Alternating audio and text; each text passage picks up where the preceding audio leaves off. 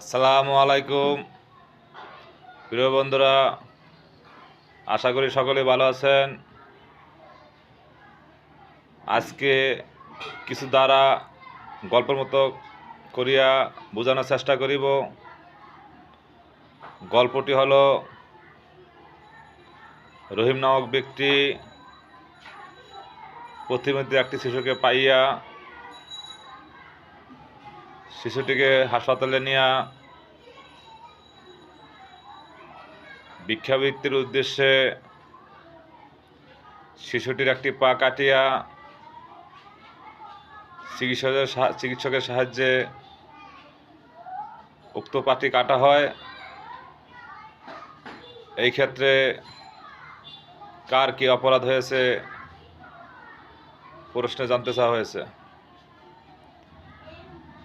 আমরা জানি,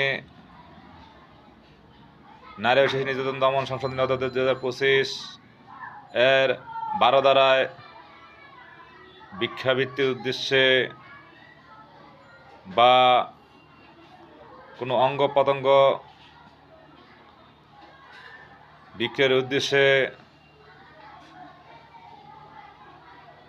কোনো শিশুর অঙ্গহানি করলে তাহার অপরাধ।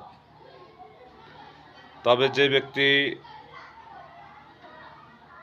এ উদ্দেশ্যে সহায়তা করে তার অপরাধ নারী ও শিশু নির্যাতন দমন সংশোধনী অধ্যাদেশ 2025 এর 30 ধারা।